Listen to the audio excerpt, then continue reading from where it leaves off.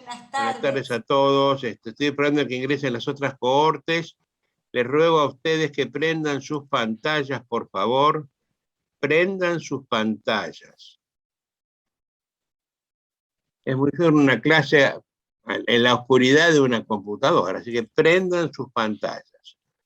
Guerrero la tenía prendida, ahora la prendió. Soto, Atún, Mónica, Arao, Miguel Ortiz, Francisco Gómez. Tengo un montón de pantallas apagadas.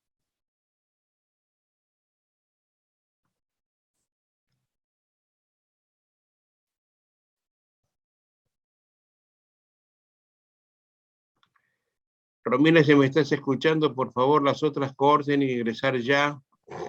Sí, lo escucho. Estamos en eso, están terminando. Ya le avisé a Jorge. Pero tienen que terminar ya. Las horas se hacen para ser cumplidas. Las 6 son las 6, no las 6:05. En todas partes del mundo a las 6 son las 6. Yo no entiendo por qué los profesores no pueden terminar las clases en el tiempo que se les dice.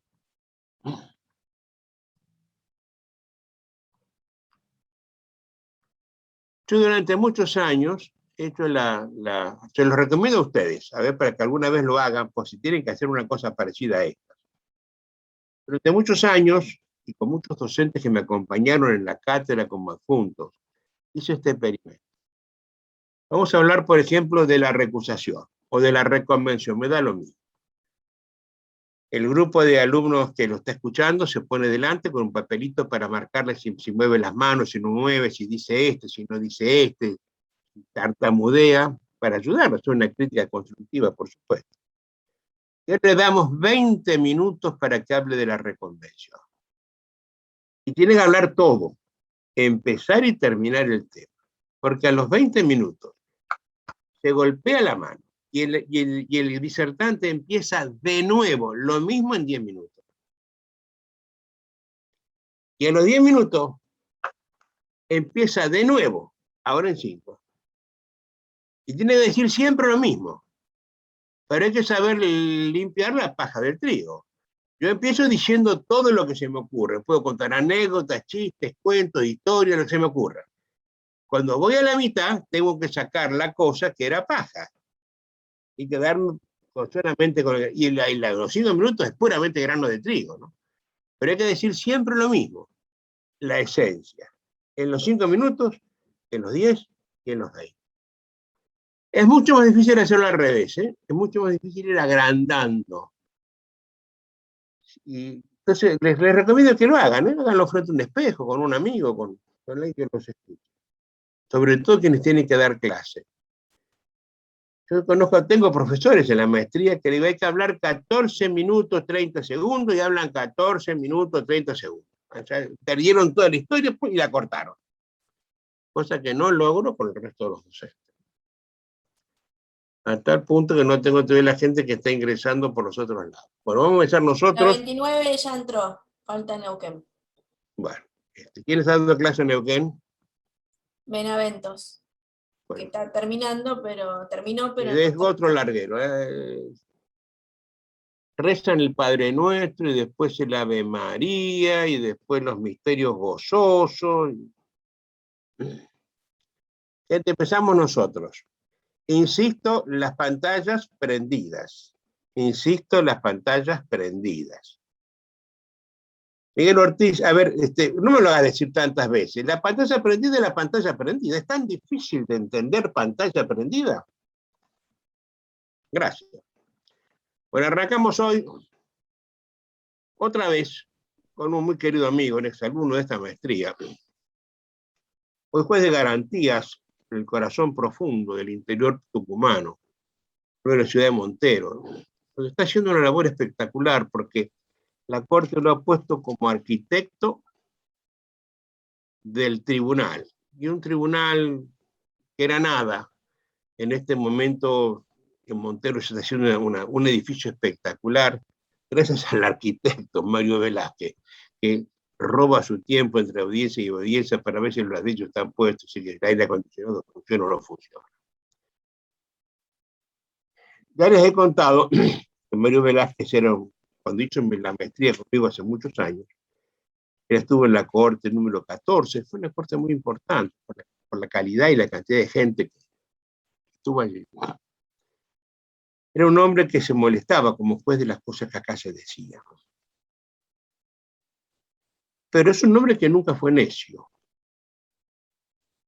Y por eso entendió que las críticas eran constructivas, que se esperaba de él como juez que hiciera más cosas más importantes de las que hacía hasta ese momento. Y yo tengo para mí la enorme satisfacción de que lo hizo y lo practica. Y hoy es un juez ejemplar. Es un juez de garantías, y de verdad, es un juez que de garantías. Es un juez que trabaja con las garantías, que las respeta. Y creo que es el proceso, que es un límite al poder. Empezando a él mismo, que es el hombre con más poder en la ciudad de Monteros, provincia de Tucumán. Y con en los últimos tiempos, él dirige un programa muy importante. Habría que hacerle luego, Mario, una invitación a toda esta gente para que se cuele lo que estás haciendo desde la Asociación de Magistrados de la provincia de Tucumán. Están haciendo primero una y ahora 2 conferencias semanales sobre temas específicos de argumentación, de interpretación y particularmente de teoría general del proceso o de procedimiento penal. Una cosa maravillosa. He escuchado algunas conferencias realmente importantes. Y vamos a ponerlo a disposición de ustedes para que cuando tengan tiempo y ganas, algunas comiencen a escuchar. Porque, insisto, son muy importantes. Y en esto de seguirlo a Mario en las cosas que está haciendo, todas las semanas, lo veo por lo menos 2 veces, nos hablamos. He tenido la oportunidad de ver la filmación de audiencias que él desarrolla en el juzgado de garantía. Audiencias de calificación, de imputación, de libertad, de lo que fuere. Audiencias de juicio. Y he llegado a tener con él una simbiosis muy importante. Porque he descubierto que al fin hay un buen juez. No es que me cueste decirlo esto, pero que es difícil decirlo. Entonces lo he invitado nuevamente, a raíz de una audiencia que le vi, maravillosamente bien dirigida, organizada. Y he visto cómo todo el sistema se cae, porque los fiscales son malos, porque los abogados son malos, porque los defensores no saben lo que tienen que hacer, y porque además todo el sistema colabora para que todo se caiga. La semana pasada, hace 10 días, la Suprema Corte de la Nación ha dictado un fallo terrible que viene a poner fin al funcionamiento del sistema acusatorio. Por supuesto, los jueces de la Corte no se han dado cuenta de esto, ¿no? Lamentablemente no lo saben. Pero han tirado por la borda todo el esfuerzo de formación acusatoria que desde el año 94, está haciéndose en la Argentina a partir de la instalación del sistema en la provincia de Buenos Aires. Me pareció importante decirle a Mario, vamos a hablar un poco de todo esto, ¿no? Y sobre todo ver cómo sigue lo que a mí me tiene muy preocupado y que nadie dice nada. Había una película argentina vieja de Graciela Borges que se llamaba De esto no se habla. Pero de esto que vamos a hablar hoy, de esto no se habla en la Argentina. Yo tengo edad para decirlo, que todo es una mentira. Quiero hacer acá una crítica dura. No quiero ser políticamente correcto. Hay que decir las cosas y hay que decirlas. El sistema lamentablemente no funciona. A pesar del esfuerzo terrible, maravilloso, espectacular que hacen los jueces, entre ellos mi amigo Mario. Hablaba con él hoy, esto es lo que vamos a hacer ahora, y me contó su última estadística, con lo cual quiero que empecemos, Mario. Quiero que me cuentes así al empezar con esta gente, cuántas denuncias penales tuviste este año en tu ciudad, cuántos juicios, cuántas audiencias y te iba a hacer la pregunta de dónde quedó el resto.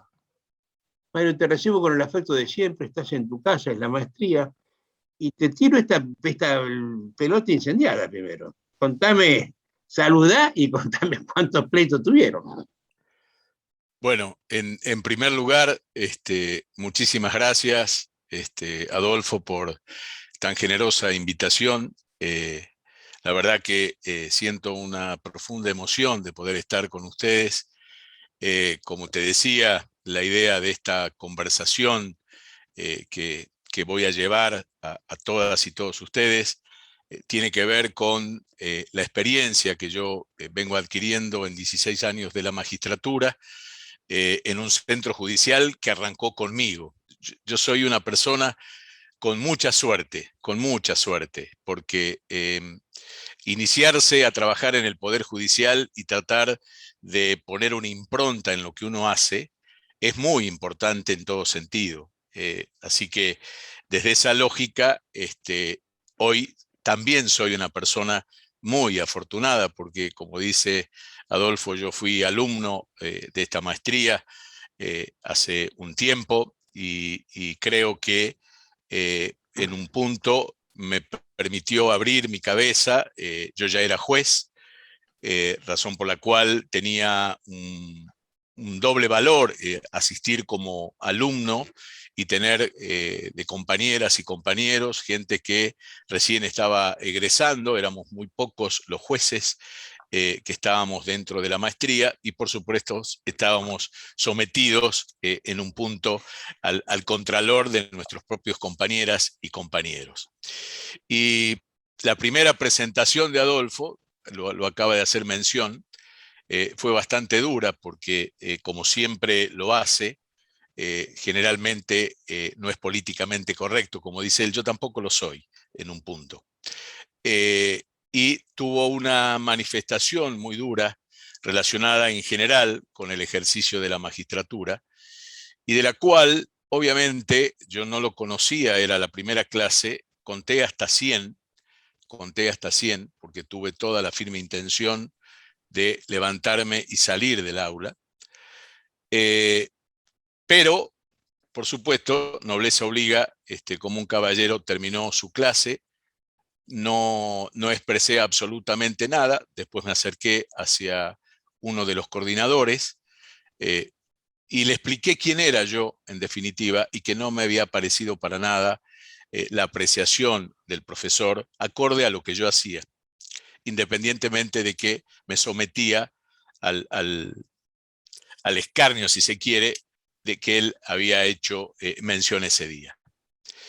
Y como Adolfo es un gran tipo, al día siguiente él no tenía que dar una clase y se presentó a las 8 de la mañana en el aula y se dirigió hacia todos, pero particularmente me habló a mí. Y lo primero que hizo en un punto fue pedirme disculpas, porque a veces, en la injundia de la primera clase, a veces uno hace valoraciones que obviamente alguna persona la puede sentir que lo toca. Y a mí me impactó mucho porque nosotros los jueces creemos que tenemos serios problemas de comunicación. Por eso ustedes habrán escuchado hablar de que las sentencias tienen que ser en castellano básico, que el ciudadano las entienda, porque ponemos muchos latinazgos, frases completas en latín que nadie sabe ni qué es lo que quieren expresar, o copiamos y pegamos fallos en las partes que nos convienen a nosotros. Generalmente los abogados en el ejercicio de la profesión y los jueces de este lado del mostrador también tenemos lamentablemente esa mala praxis. Nos equivocamos en creer eso porque yo pienso particularmente que nosotros hace tiempo que no escuchamos lo que la gente opina de nosotros. En el momento que yo tomé la decisión de ser juez, lo asumí con una absoluta responsabilidad, porque tuve la suerte también de trabajar en los 3 poderes del Estado, en lugares de tomas de decisiones, pero nunca obviamente en el Poder Judicial. Y cuando llegué tenía una visión sobre este poder endiosada, si se quiere, producto de que en el ejercicio de la profesión que ha ido evolucionando tan vertiginosamente, el respeto del profesional hacia los estrados, hacia los tribunales en general y hacia los jueces en particular, era bastante importante. Hoy en día les diría que los abogados, cuando llegan a un mostrador, generalmente han perdido hasta el respeto hacia la persona que la está atendiendo. Entonces, desde ese lugar yo sentía una profundo respeto y admiración por todo. Cuando empecé a trabajar, me di cuenta, lamentablemente, que en este lugar donde yo trabajo, y voy a hablar, por supuesto, desde mi lugar, sin que esto implique la generalización, la verdad que es uno de los poderes del Estado en los cuales menos códigos existen. Códigos, no hablo de código cuasi mafioso, sino de códigos que tengan que ver con el entendimiento del trabajo, qué es lo que nosotros hacemos, para qué lo hacemos y cómo debemos hacerlo. ¿Por qué hago esta alocución? Porque desde hace mucho tiempo en el país se vienen sucediendo una serie de reformas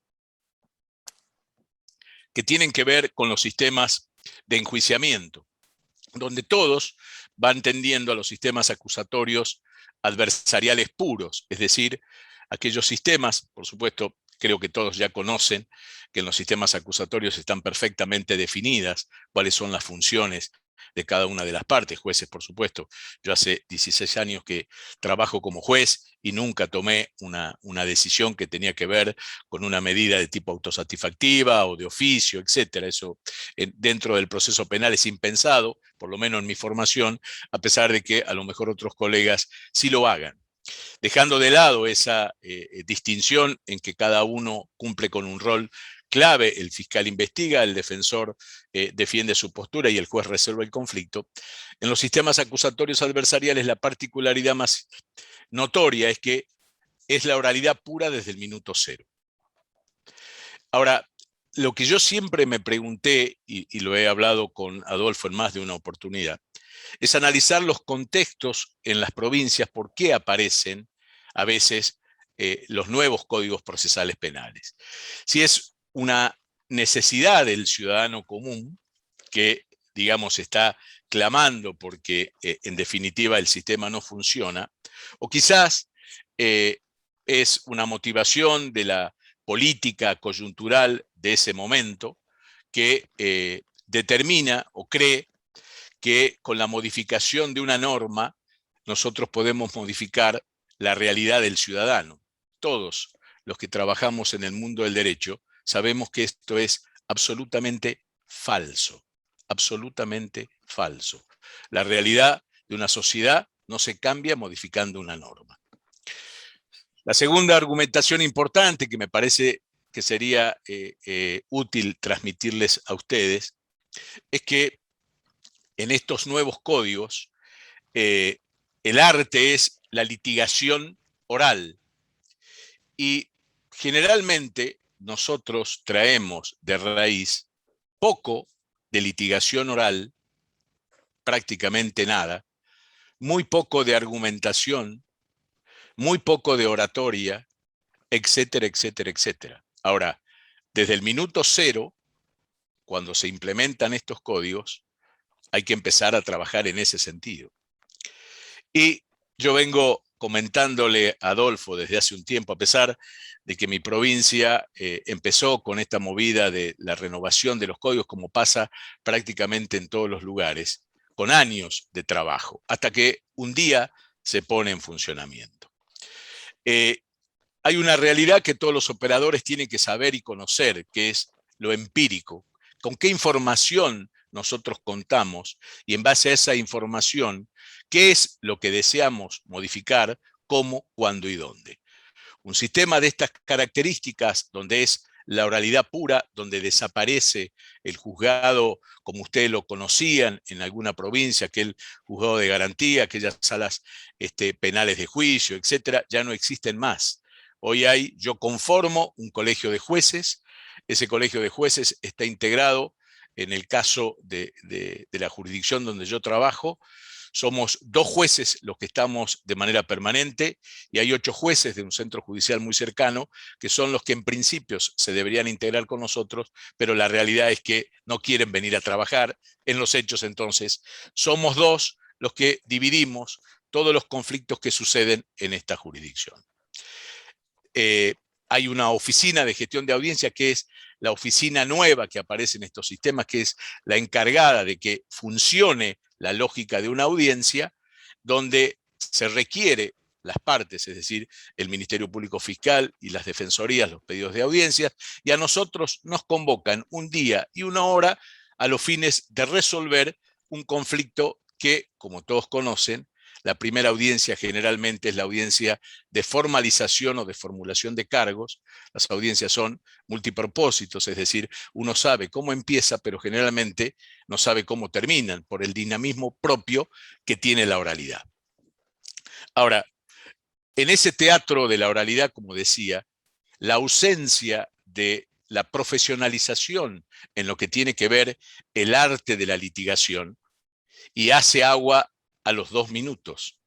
Los jueces debemos resolver ese conflicto una vez que fue discutido por las partes, generalmente, por lo menos es mi estilo, una vez que terminaron de discutir, me tomo 10 o 15 minutos, depende el tipo de audiencia de que se trate, vuelvo a la audiencia y doy las razones de si me convenció A o me convenció B. A diferencia del modelo americano, en todos los sistemas de nuestro país, los jueces tenemos que dar las resoluciones de manera motivadas y fundadas. Si yo digo que Juan tuvo razón, tengo que decir por qué tuvo razón Juan y por qué no me convenció Pedro. A diferencia de lo que uno ve en las políticas, en las películas, y de lo que yo pude apreciar personalmente estando una semana en una capacitación que hice personalmente, obviamente, en San Francisco, viendo cómo funciona un sistema acusatorio adversarial puro. Pero hay algo que yo les quiero transmitir. Casi todas las provincias tienen ya determinado, luego del trabajo que uno viene haciendo en el tiempo, en base a esta información empírica, y prácticamente todos los tribunales del país ya están informatizados en más y en menos. Entonces uno puede saber qué cantidad de conflictos tiene que manejar en determinado tiempo y lugar. En este caso de Tucumán, yo les cuento que mi provincia tiene 1.400.000 habitantes, tiene 3 centros judiciales, el más importante obviamente es el de Gran San Miguel de Tucumán, y el donde yo trabajo, el más nuevo, pero tiene una jurisdicción de alrededor de 180.000 habitantes. El volumen de legajos que nosotros procesamos, no significa que lo procese real y concretamente, sino que tienen ingreso dentro de la esfera del Poder Judicial, son alrededor de 100.000 causas por año. 100.000 causas por año. O sea, un número inconmensurable para hacerle frente desde el punto de vista de lo que es la organización de un sistema penal. Esta realidad, ¿por qué digo que es importante que ustedes la conozcan en cada uno de los lugares que tienen? Fundamentalmente aquellos operadores que están trabajando dentro del ámbito del Poder Judicial o en algunas asociaciones de colegios profesionales, etcétera, porque les va a permitir definir en algún momento qué tipo de modelo de justicia pueden pretender y qué recursos van a necesitar para hacer frente a eso. La provincia de Chubut fue la provincia pionera en los sistemas acusatorios adversariales, arrancó en el año 2006, y es donde yo, en primer momento, me empecé a nutrir de información hace un tiempo, porque yo ya veía que en mi provincia había todo un movimiento de instalar el sistema acusatorio adversarial. Descubrí que esa provincia, con casi 600.000 habitantes, tenía la proporción de habitantes y conflictos prácticamente la misma que Tucumán. En Chubut, con 600.000 personas, tenían 30.000 conflictos por año. Tucumán, acuérdese, le había dicho, con 1.400.000, estábamos alrededor de las 100.000 causas por año. ¿Por qué hago esta mención? Para poder responderle a Adolfo la pregunta inicial.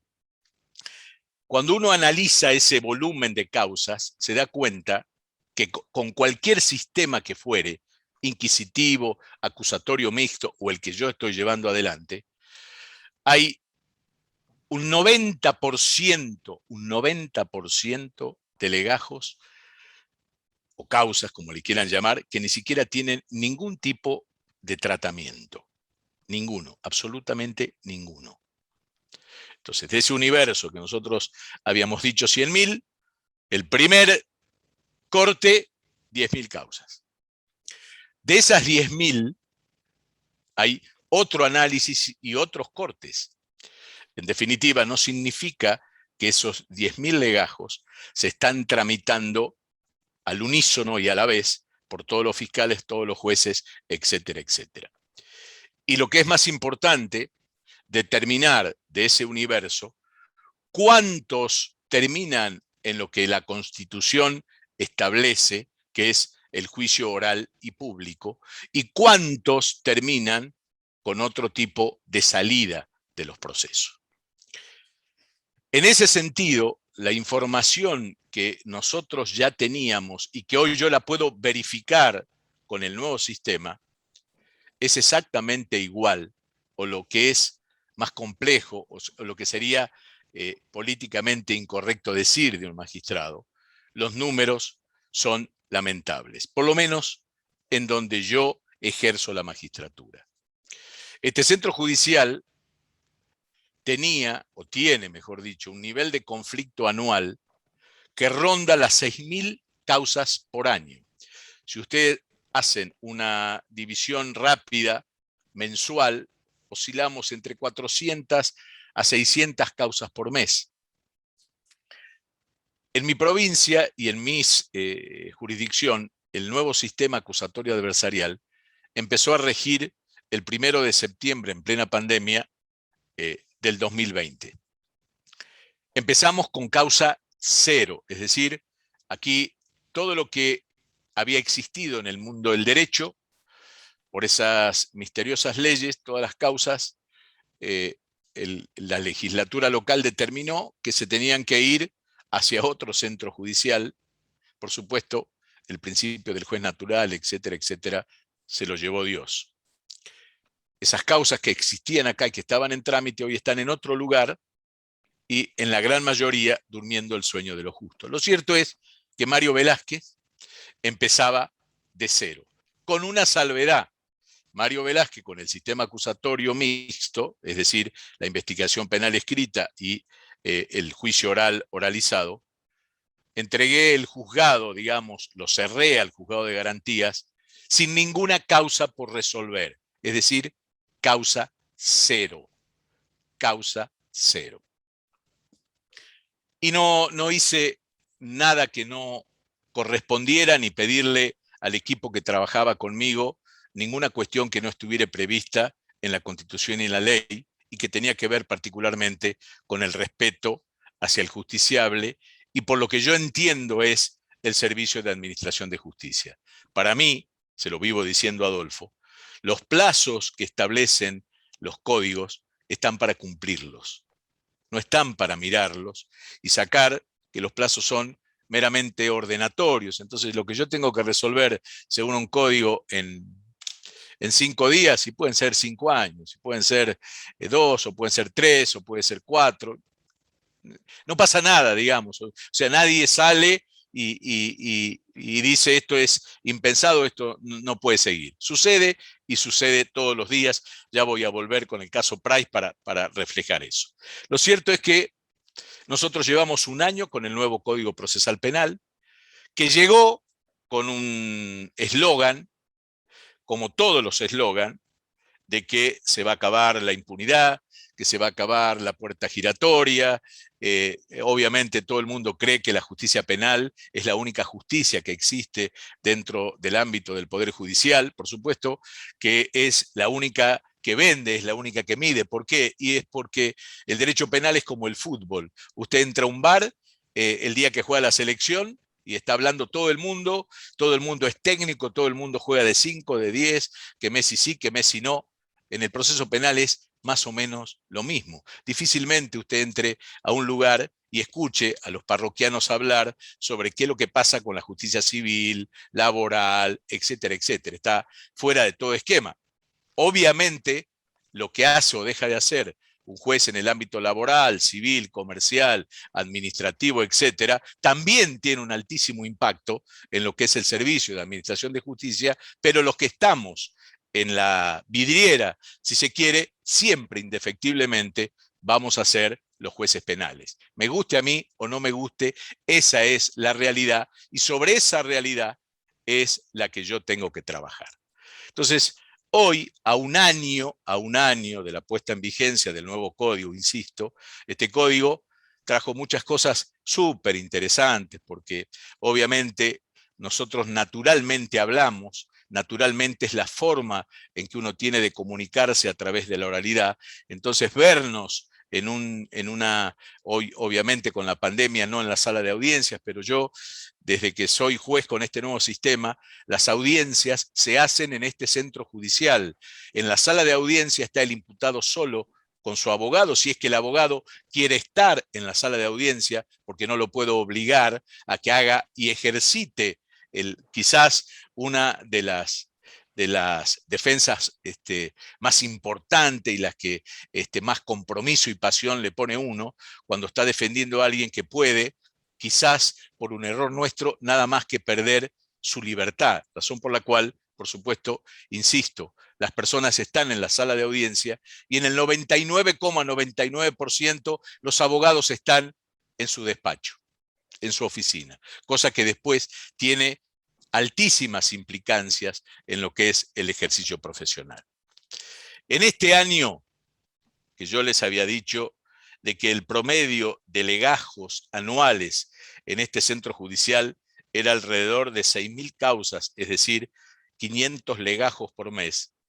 Yo les tengo que decir a ustedes que en un año se formalizaron 183 legajos. 183 legajos o expedientes, como quieran llamarle. Esto significa que los fiscales decidieron de este universo que no desaparecieron 4.800 causas. En algún lugar están, los jueces no lo conocemos porque una de las características más importantes que tiene este nuevo sistema es que el 99,99% de todo descansa en la cabeza de los ministerios públicos fiscales, quienes son los que van a definir, en síntesis, la política criminal que van a llevar adelante cada una de las provincias y que tienen que ver, obviamente, con la persecución de determinados tipos penales, si van a perseguir a todos, si van a perseguir a 1, 2 o 3 o 4. Entonces les decía, 183 legajos. De esos 183 legajos, al día de hoy, nosotros en este centro judicial hemos resuelto un número importante de esos legajos, casi el 70%. Ahora, ¿cómo hemos resuelto ese 70%? Es 51 legajos terminaron en lo que ustedes conocen como juicio abreviado, 26 terminaron en sobreseimientos, 39 terminaron en suspensión de juicio a prueba, hubo 2 desestimación de la acción penal en una audiencia a través de uno de los jueces de este centro judicial, y hubo un solo juicio oral. Me parece que los números hablan por sí solos. A pesar de estos números, yo creo que este sistema tiene cosas muy importantes. Esto que le decía de poder mirarnos, de que a pesar de que ese mito de que al juez no se le conoce la cara, eso también es un mito, porque yo descreo de que algún colega en el ejercicio de la profesión que ha ido a algún lugar del mundo, a un despacho de un tribunal y ha pedido hablar con el juez, no haya sido recibido. Me resisto a creer en eso, como también me resisto a creer o a pensar, como a veces se venden los nuevos sistemas, de que el juez está encapsulado y que nadie sabe qué es lo que pasa detrás de esa puerta, porque no se olviden que si hay un poder del Estado que está permanentemente siendo controlado, en este caso por las partes, es el juez, porque el abogado es quien está ejerciendo, si ejerce su profesión como tal, todos los días está haciendo un control de lo que ese magistrado está haciendo, y hay controles recíprocos. Hoy, con la oralidad, las audiencias son públicas. Yo las hago de manera virtual, salvo en los casos de delitos contra la integridad sexual y donde hay víctimas menores, o en el caso de aquellos hechos cuya víctima no quiere o preservar su intimidad y que se le dé ingreso únicamente a las personas que necesariamente tienen que estar en la audiencia. El resto puede entrar cualquier ciudadano que se comunica a la Oficina de Gestión de Audiencia y dice: quiero escuchar la audiencia de fulano de tal, del juez fulano de tal, que hay en el día de la fecha, y lo puede hacer. Simplemente, antes de arrancar la audiencia, quien me está asistiendo de la oficina da las indicaciones o hace una lectura de las disposiciones que las partes tienen que observar, y después, obviamente, uno empezó la audiencia y cuando resolvió, la persona creo que entiende qué es lo que dije, por qué lo dije y cuáles fueron los fundamentos. Es decir, que yo entro a una audiencia y salgo con el tema que a mí me trajeron resuelto. Los jueces vamos a las audiencias en las medidas de que somos requeridos por quienes llevan adelante, en este caso, las investigaciones penales, los fiscales, y las defensas por otro lado. Fíjense ustedes que ha habido, creo que hay alumnos de Neuquén en tu maestría, Adolfo, y hace unos días hablaba con algunos colegas de Neuquén, cuando empezó a funcionar en Neuquén este sistema acusatorio adversarial. Apareció una gran discusión, por lo que me decían en los medios, en los cuales se cuestionaban a los jueces por la cantidad de audiencias o por la cantidad de horas. Yo les quiero decir esto que les decía al principio. Voy a la audiencia en la medida que soy convocado. Ahora, no significa que yo en el momento que no estoy en una audiencia estoy jugando al golf o estoy jugando al tenis. Lo podría hacer si es que mi trabajo lo apreciara muy poco, o lo que sería peor, si no tuviera respeto por la persona en la cual, lamentable y tristemente, no me va a buscar a mí, sino que cae dentro de lo que es la jurisdicción y la competencia que Mario Velázquez tiene en este centro judicial. Siempre digo lo mismo. Los ciudadanos de a pie no eligen a los jueces, les tocan los que les tocan. Entonces, yo siempre tuve en cuenta eso, porque creo que es parte del respeto mutuo que debemos tenernos. Yo, para hacer respetar lo que les dije al principio, hoy los códigos tienen o tenían hasta Price, los nuevos códigos procesales penales, lo que se conoce como los plazos fatales y perentorios, que me parecía a mí que era la lógica de lo que yo había entendido siempre. Y no había hecho jamás, esto que les dije al principio, sin tener la oralidad, nada que no correspondía. Por supuesto que dejé muchas horas de sueño y me tuve que dedicar mucho tiempo para establecer un método de trabajo y para que el legajo que ingresara en ese momento al tribunal tuviera la respuesta en el tiempo que tenía que tener. ¿Cuál era el tiempo? Ayer. Bajo esa lógica es que desarrollé el ejercicio de la magistratura. Fíjense ustedes, eso también le decía Adolfo, el antiguo código nuestro establecía que la investigación penal preparatoria duraba 2 meses, con una prórroga de 2 meses más y con un máximo de 8 más de prórroga, lo que contabilizaba 1 año. Cuando yo ingresé al Poder Judicial, lo que dije, bueno, vamos a respetar la ley que me regula, y lo que hace una hora dije, sí juro con la Constitución. Entonces, Éramos 4 personas en este centro judicial. Un fiscal, un defensor de menores, un defensor oficial y quien les está hablando. Así arrancó el centro judicial de Monteros. Éramos 20 personas. Hoy, a 15 años, en este centro judicial hay funcionando 2 edificios, únicamente se había puesto en funcionamiento el fuero penal, con esta particularidad muy precaria, pero en la cual yo tuve, creo, la visión de decir, vamos a respetar esto. ¿Qué hacía Mario Velázquez, el único juez en la provincia?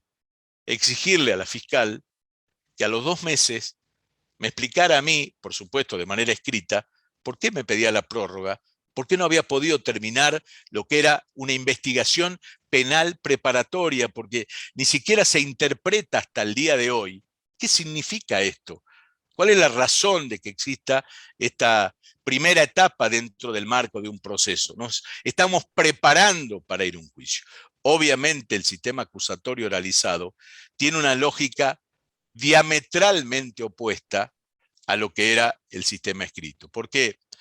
Porque uno de los vicios que tenían los fiscales y que teníamos los jueces es de iniciar las investigaciones al tuntún, sin saber hacia dónde íbamos y por qué íbamos a ese lugar. Entonces, las investigaciones penales se alargaban, como me habían formulado cargos a través de una declaración indagatoria de manera escrita y como no había ningún plazo perentorio y fatal, las investigaciones penales se transformaron en mini juicios que duran años en los sistemas donde todavía funciona, y cuando íbamos con suerte al juicio oral, en el juicio oral lo que hacíamos era replicar todo lo que ya se había hecho en el marco de la investigación penal preparatoria.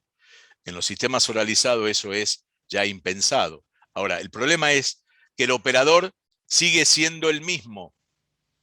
No es que se cambiaron los fiscales, los jueces, los defensores. Somos las mismas personas. Entonces, si yo tenía una lógica del trámite, hoy sigo teniendo la lógica del trámite aplicada a la lógica de la oralidad, lo que es mucho más gravoso. ¿Por qué?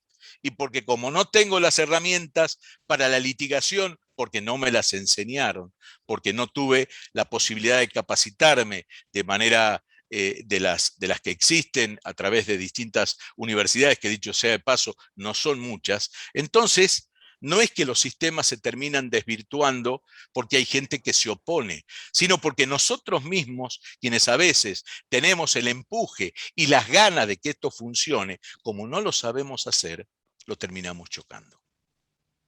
Entonces, en mi provincia hoy, yo tengo una realidad que sale en los diarios todos los días.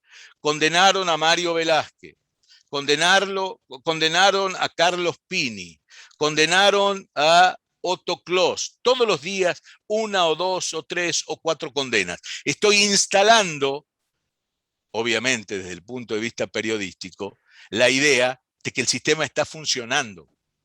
Y la verdad que así como está, el sistema no está funcionando. Obviamente, el juicio abreviado existe en mi provincia desde hace más de 30 años.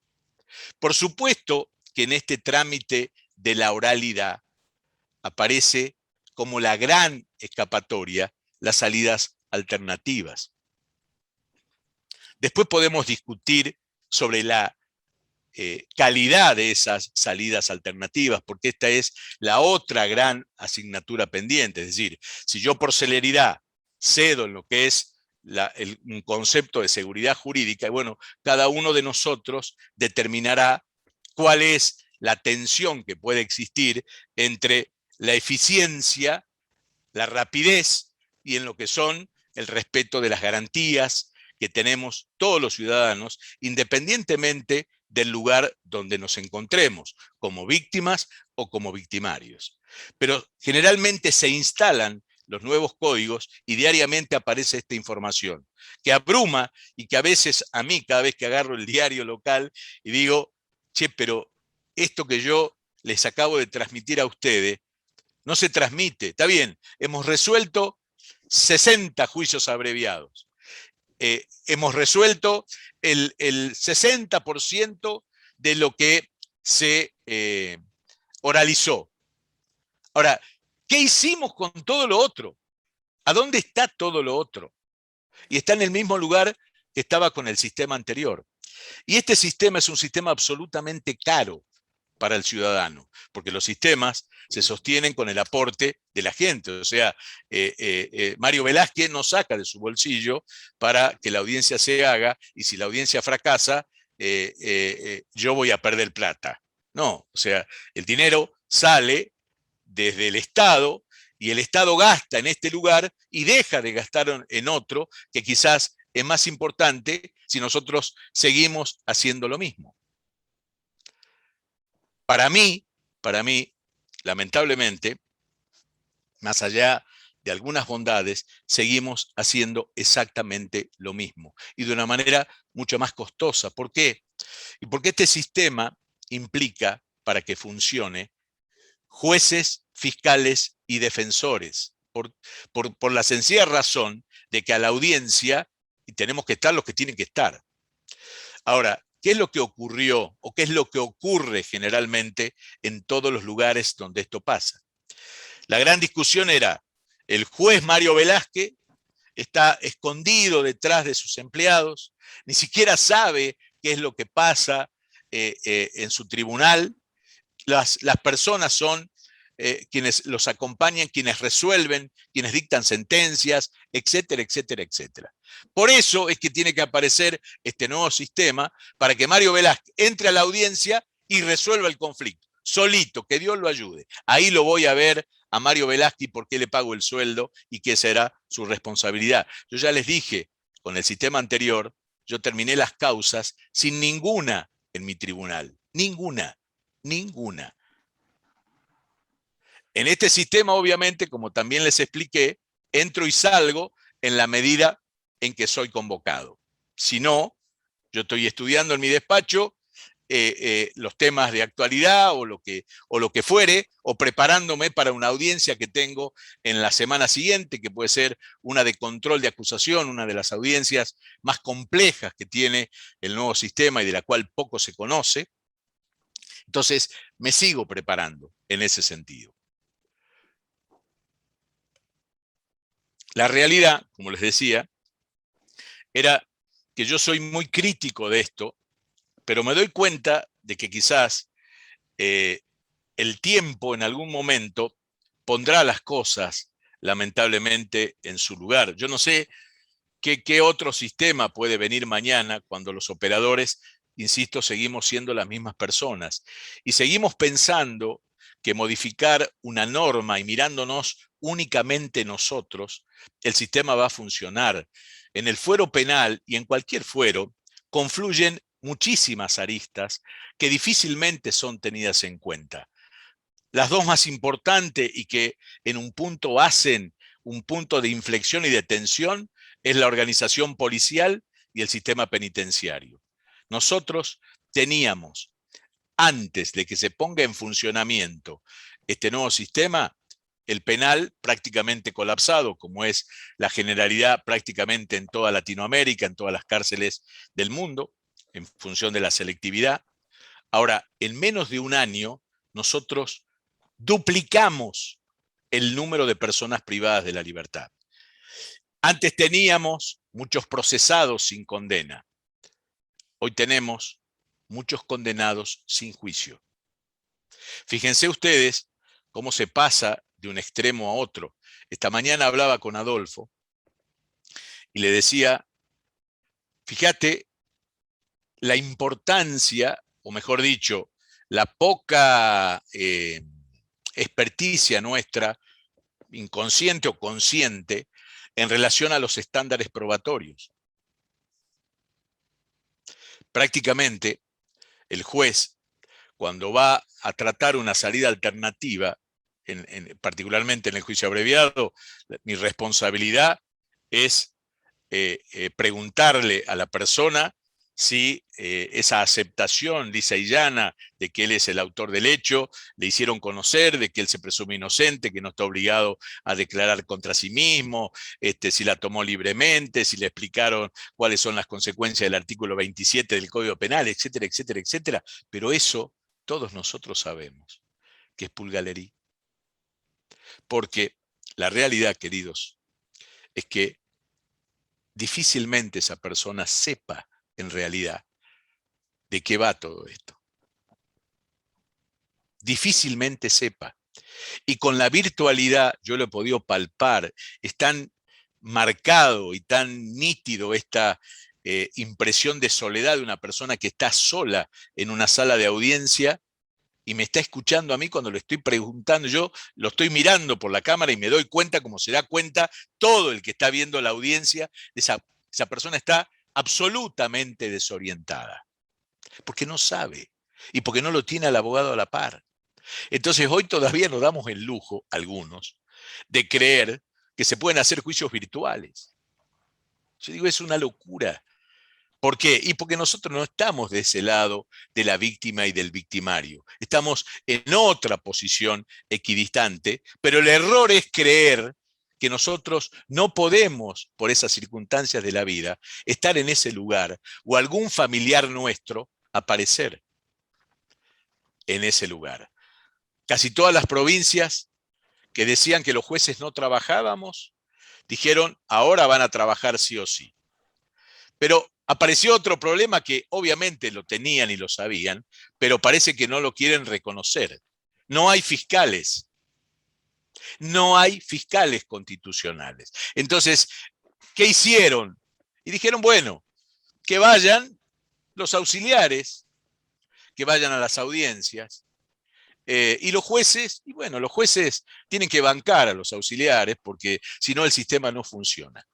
El único juez en la provincia de Tucumán que declaró la nulidad antes de que comenzara, sino que en la oralidad pura, ya los auxiliares fiscales habían empezado a trabajar con requerimientos. En una causa me requerían la prisión preventiva y yo declaré la nulidad porque dije que no tenía la facultad para requerir la privación de libertad de una persona. La fiscalía dedujo un per saltum y la Corte, en vez de esperar que esa decisión de este loco fuera a una cámara de apelaciones, lo tomó, lo resolvió y dijo, Mario Velázquez es un loco, palabras más, palabras menos. Entonces convalidó la posibilidad de que a los ciudadanos de mi provincia se siente en una audiencia alguien que no tiene una responsabilidad constitucional como Estado para hacer frente a esa persona. Y pasa en Tucumán y pasa en todos los lugares. Y lamentablemente tampoco los abogados, me refiero a los colegios profesionales, etcétera, hicieron de esto una batalla y una pelea, que tiene que ver nada más y nada menos, no solo con la defensa de una garantía de la cual nadie puede renunciar, sino que tiene que ver también con el ejercicio de la profesión. Yo voy a ir a pleitear con alguien que me lleva años luz, que el ministro público fiscal pasó por la vereda Patricia Jalili y le dijo, mañana te designo auxiliar fiscal y a la cancha, mañana tenés una audiencia con Mario Velázquez, audiencia de formalización de la investigación y requerimiento de prisión preventiva. Responsabilidad para mi corte, para la Corte Suprema de Justicia de Tucumán. Esto es absolutamente posible, porque el Ministerio Público es único e indivisible, como si uno pudiera pensar que existe la responsabilidad objetiva en las personas. Es decir, si yo mañana tuviera que iniciar un juicio político, al único que se lo puedo iniciar es al funcionario que la Constitución establece. Bueno, en mi provincia parece que no se dieron cuenta que al único que se lo podrían hacer es al fiscal constitucional y bajo ninguna perspectiva a un auxiliar fiscal que es quien lo está representando. Y les doy otra noticia, como el número de fiscales es extremadamente pequeño, y como no quiero hacer los concursos, porque si yo fuera quizás el ministro fiscal de la provincia y pienso en que puedo armar un ministerio a mi gusto y piacere, y digo, listo, yo a tiro de decreto designo 200 personas y le doy la misma función de aquel que debería haber concursado a través de un concurso de antecedentes y oposición y, en definitiva, luego de haber rendido, que el gobernador lo proponga y que la legislatura lo designe. Ese es el sistema que nosotros tenemos de selección de magistrados, fiscales y defensores. Entonces, me quedo de brazos cruzados. Total, la Corte convalidó la actuación de las personas que están designadas, hasta a veces de manera precaria, porque están designados de manera interino. Total, pueden ir a hacer lo mismo que el fiscal constitucional. Los jueces convalidan la actuación de ese funcionario y, lo que es más grave, la Corte también. Mi código, la norma que a nosotros nos regula, que empezó a funcionar hace un año, les decía, ya va sufriendo la modificación de prácticamente el 30% del articulado. El 30% del articulado.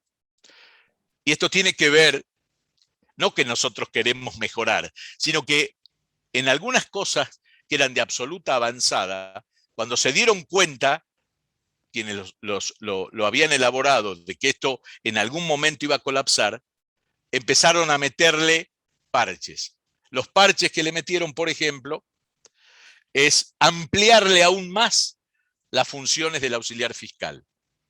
Se las llevaron hasta el sumum de que hacen absolutamente todo. Vamos a un juicio oral, se sienta el fiscal constitucional, se sienta el auxiliar fiscal a la par, yo estoy como tribunal de juicio, el fiscal me dice, doctor, mire, son las 10:05, yo tengo turno en el médico, me tengo que ir, pero va a quedar en el juicio Adolfo Alvarado. Y yo, con la mejor cara de sonso, digo, vaya, doctor, no puede dejar de ir al médico. En vez de parar y decir, no, espere. ¿Cómo que se va? Se va y se cae el juicio. ¿Lo puedo hacer? Definitivamente sí. Ahora, esa decisión que es de un minuto, lamentablemente en la judicatura muchas veces no aparece. Couture decía, Adolfo se debe acordar, de que el derecho es lo que valen los jueces. Si los jueces tienen miedo, la sociedad no puede estar tranquila. ¿Qué les quiero expresar con esto? Que es muy fácil subirse a la ola del advenimiento de nuevos modelos y que a veces los eslogan son interesantes y pegan, pero nosotros, los operadores del derecho, tenemos un desafío diario y es especialmente poner en tensión y el respeto de las garantías y hacer oír y decir lo que tenemos que decir en los momentos procesales adecuados.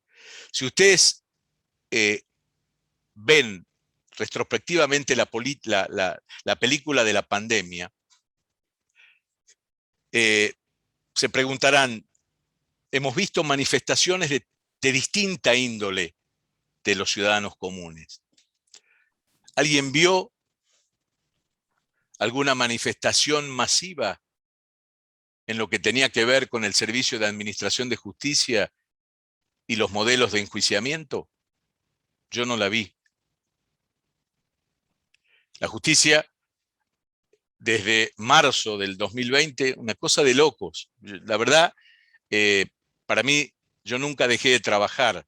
Siempre vine a mi despacho. En plena pandemia yo venía, porque este es mi lugar.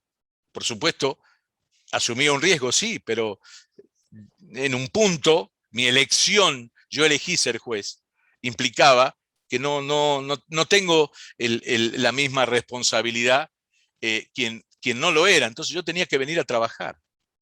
Y estaba todos los días en mi despacho.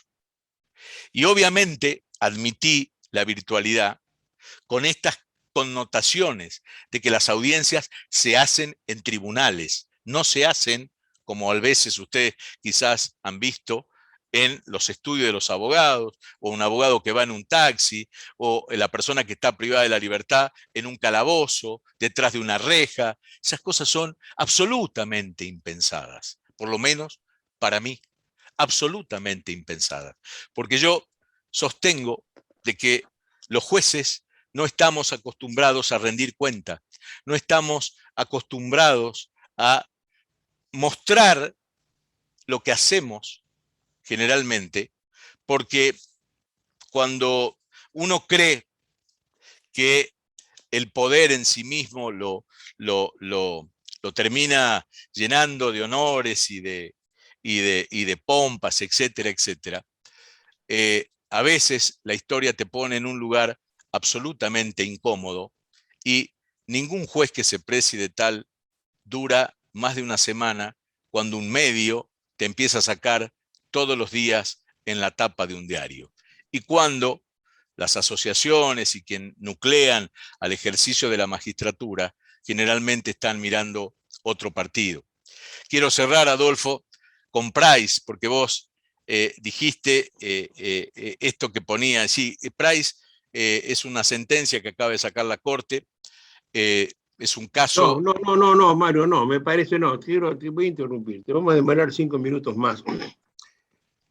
Porque estoy impresionado con tu charla. Y antes de cerrar con Price, que podríamos dedicarle toda otra conversación a Price, porque realmente lo amerita. Me queda por decir algo. Yo he visto la soledad del hombre que está en Zoom. Cuando se empezó la pandemia, y algo tanto como para entretenerme en algo, empezó un programita que se llamaba Conversaciones Procesales en Tiempos de Pandemia. Y hice 40 videitos que están, por supuesto, en YouTube, lo buscan. Participé con vos en uno. En una de esas, ¿no? Pero eso lo hice porque un día me tocó ver un juicio, creo que en La Pampa o en Chubut, no sé, en el sur de la Pampa, donde estaba el imputado en la cárcel, cada juez en su casa, el fiscal en su despacho, el abogado en su casa, y se hizo un juicio por homicidio, se le puso 12 años de prisión al imputado, que no estaba al lado del abogado, que no podía conversar con el abogado y preguntarle qué es lo que estaba pasando. Había un teléfono rojo que le permitiera cortar lo que estaban haciendo para preguntarle alguna cosa. Y yo veo a los jueces mirando para abajo, entretenidos con sus teléfonos. Me pareció una cosa horrorosa, ¿no? Y por supuesto me puse en contra de eso, como hago siempre. Eso a mí no me trae amigos, pero bueno, ya no me importa eso. ¿Qué es lo que he hecho con esta charla, no? Esto no nos trae amigos, pero es la verdad de lo que está pasando.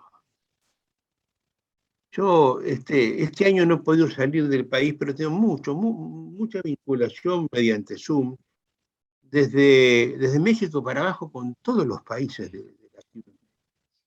He dado charlas en Colombia, he tenido en Venezuela, en Ecuador.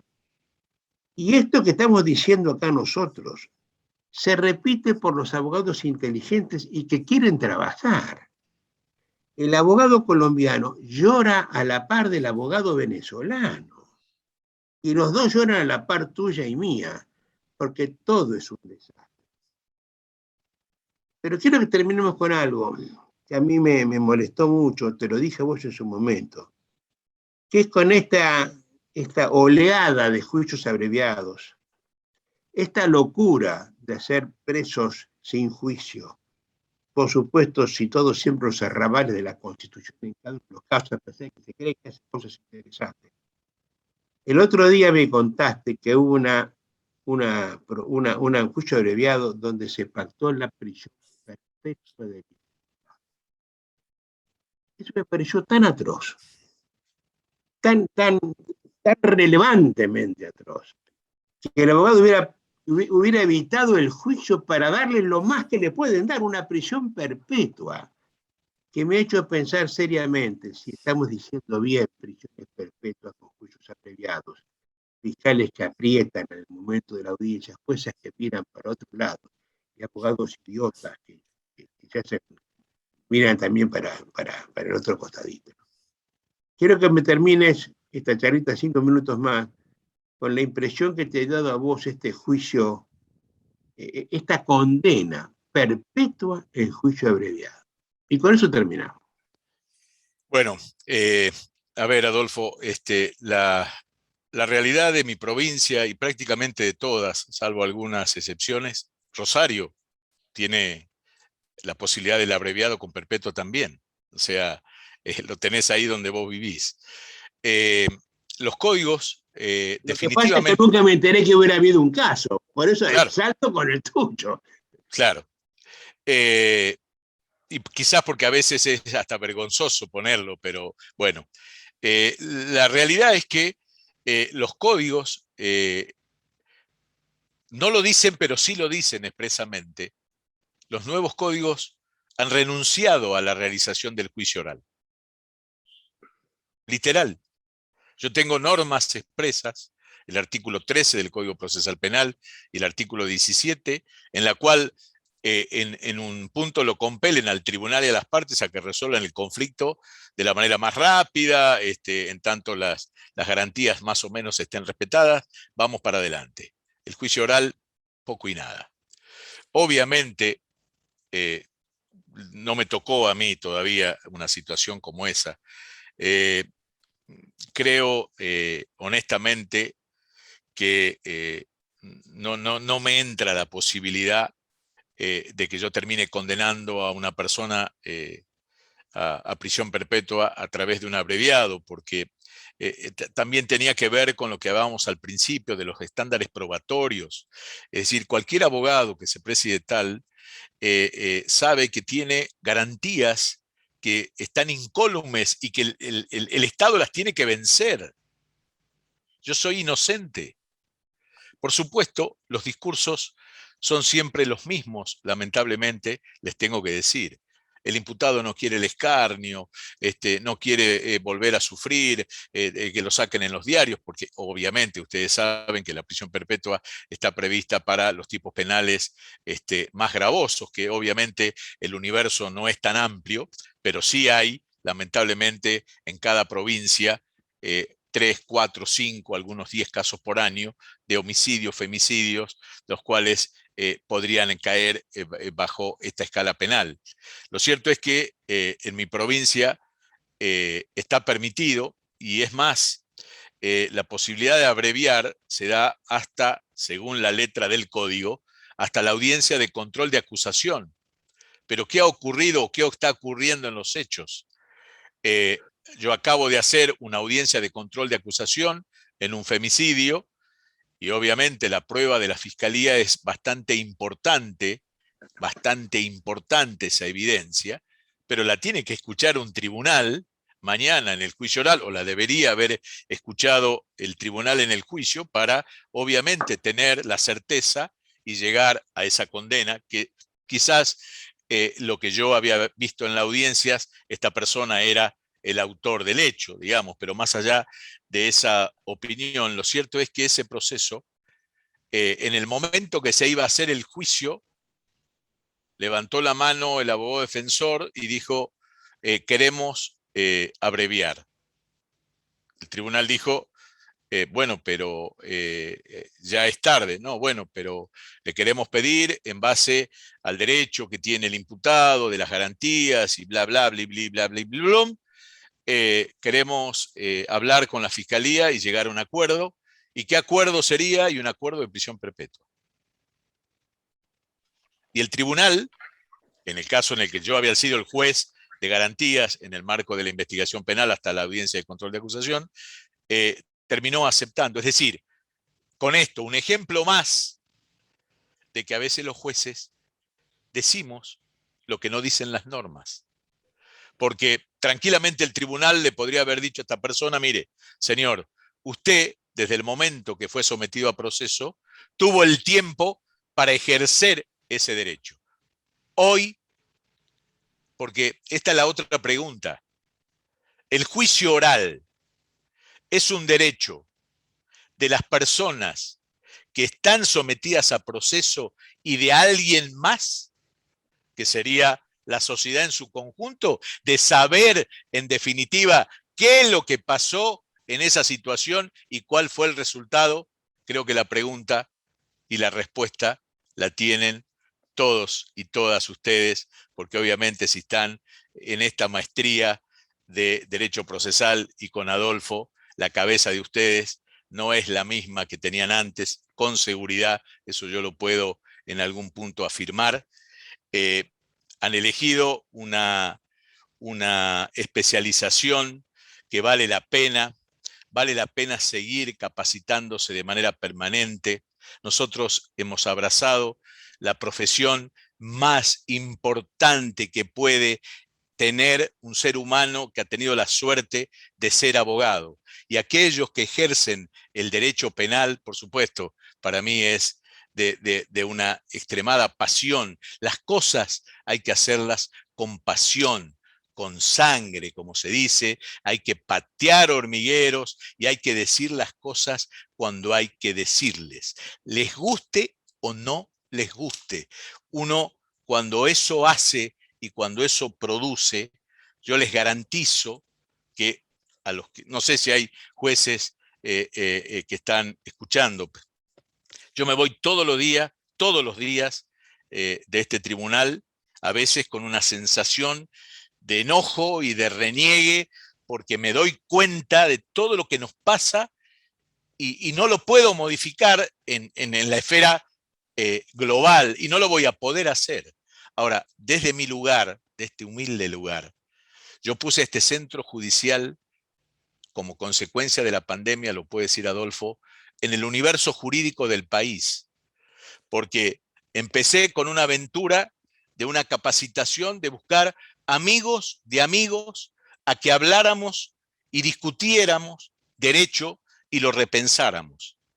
El arquetipo que yo busqué de primera mano se llama Adolfo Alvarado Belloso, y quien me abrió una gama de contactos, no solo del país, sino de afuera, para que pudieran ser escuchados, no solo por jueces, fiscales y defensores de mi provincia, sino de todo el país y de la región.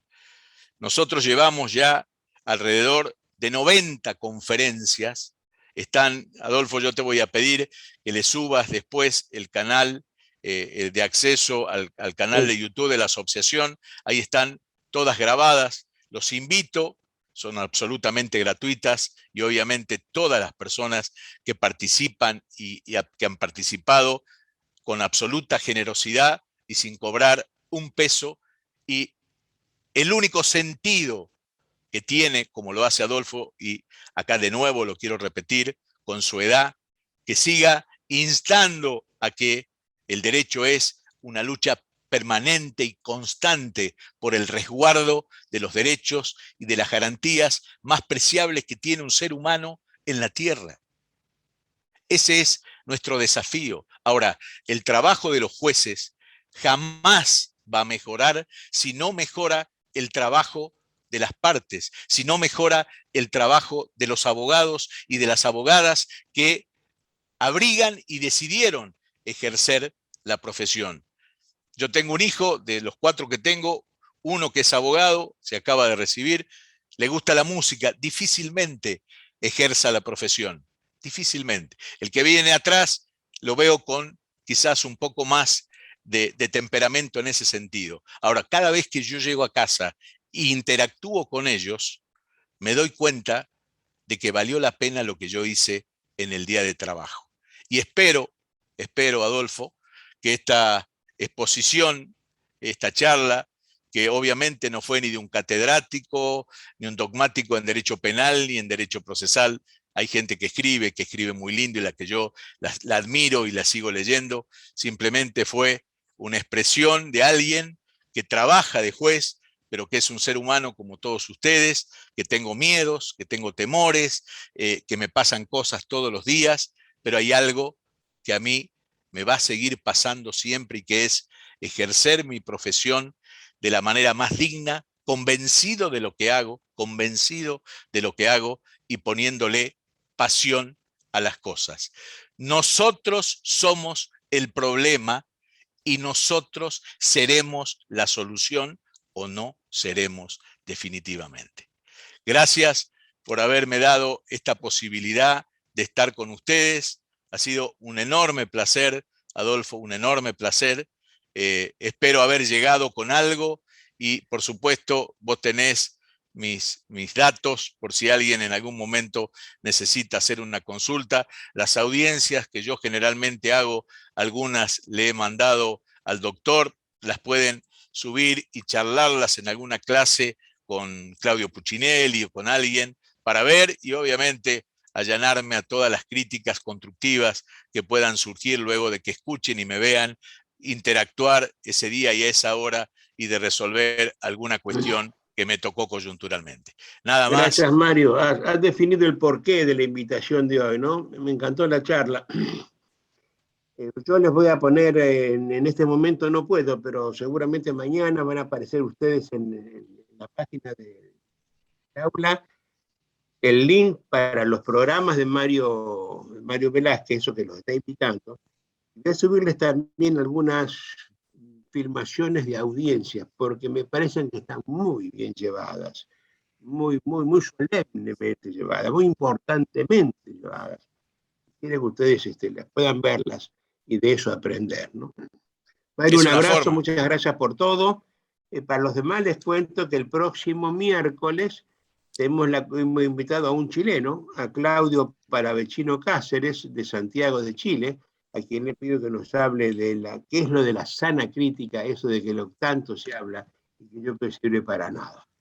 Nos vemos el próximo miércoles. Un abrazo. A las 6 de la tarde. Un abrazo para todos. Muchas gracias de corazón por haber estado tan atentos, escuchándome y tan respetuosos.